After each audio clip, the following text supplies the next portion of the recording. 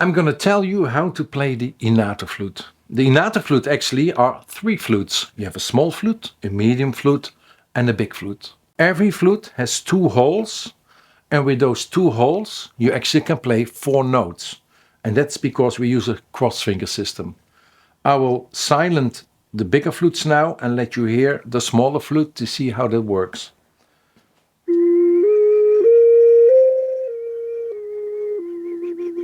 So we have four notes. This is a small flute. The biggest flute actually is tuned the same, only one octave lower.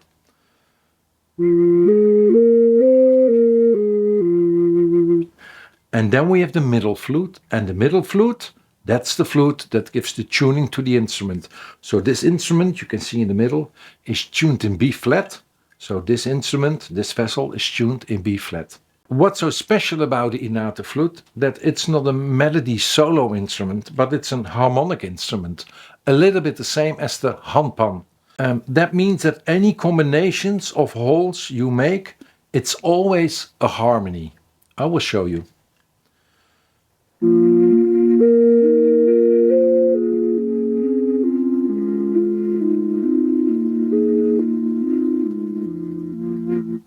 So what you heard is, I was randomly closing and opening the holes, and it always sounded like a harmony.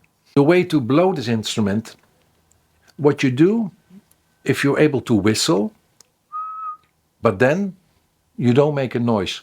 And that's the amount of air you need to blow the innato. If you blow too loud, then you get a sound you probably don't want. But if you play too soft, you get a very weak note.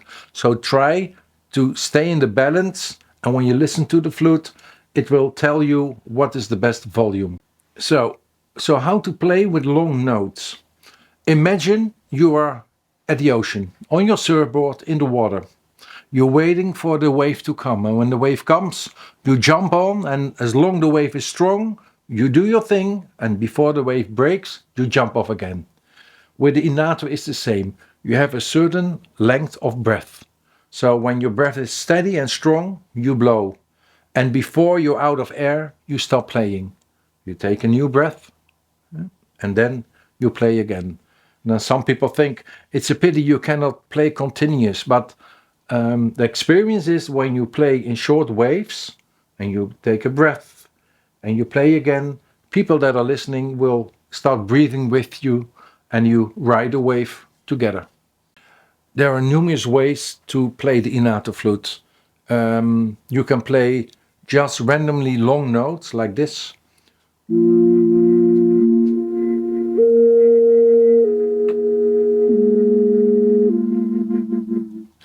You can play quicker notes.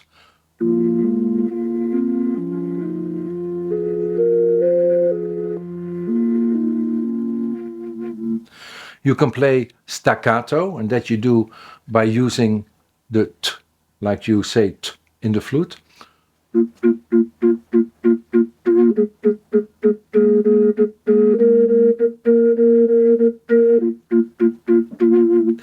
And what's a very nice technique is randomly play the finger holes and then use the t technique. You get a very beautiful sound.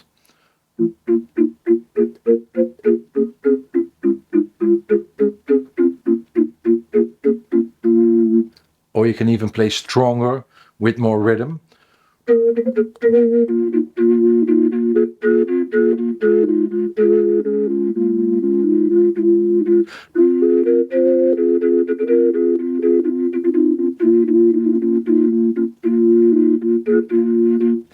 So there are many ways, and I really advise you to explore it yourself, the way to play it. So when you're getting used a bit to the instrument, you also can try different techniques like glissando. Glissando is not just opening or closing a hole, but slowly slide your finger off.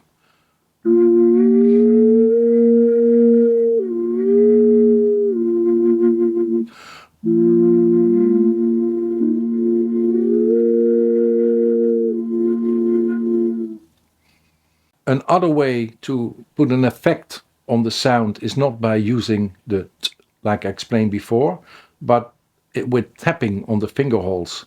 They use that technique with bagpipes, but also with the Irish whistle. It goes like this.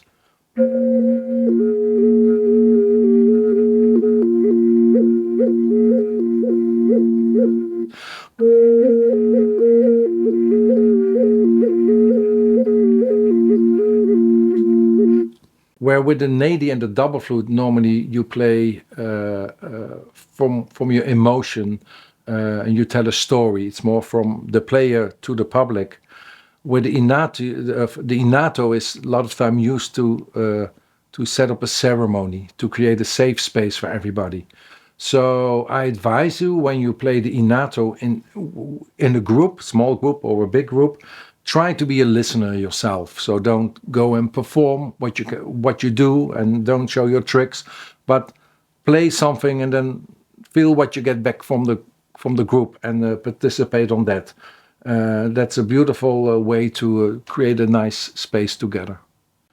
So for the last part of that instruction, I took my lovely assistant, me, and I will show you how to play the innato flute on the head.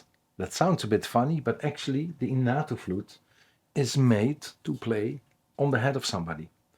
Through bone conduction, the sound and the vibration of the innato flute goes directly into the inner ear, and when the people they are listening close their eyes and they relax and they accept, it sounds like you are inside of the instrument, and that's a very nice space to be. Beautiful. So I show you how. When you want to play somebody on the head, it's quite intimate. So normally you have somebody on a low chair, or on a chair that lay to the back so you can stand behind, or even laying on the bed with the head on the end, and you can play like this. So you're going to tell people you're going to play on their head, and you go tell them, if you don't like it, just put up one finger and I will stop, because if they start moving while you're playing, you can hurt your own teeth. So you put on the head like this. You tell them, I put your hand on the shoulder. I go put a flute on your head now. You put it right here on the asterix. And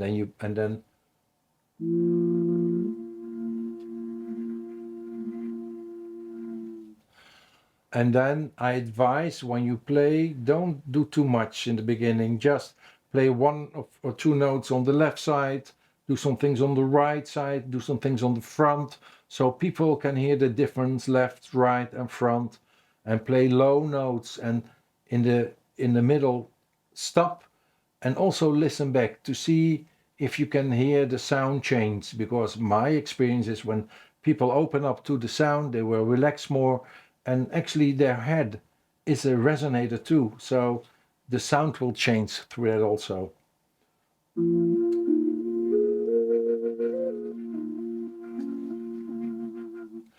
And when you stopped playing and you finished, you put your hand on the shoulders again, and I said, I go remove the flute now. You remove the flute, and then they can open their eyes. And always ask them to close their eyes while you are playing. And when you just receive the innato flute, when you just bought one, don't start playing on somebody's head immediately. Give it a few weeks, or at least, or maybe 1 or 2 months before you're really familiar with the instrument, before you start playing on the head of somebody. And I think you'll go have beautiful moments.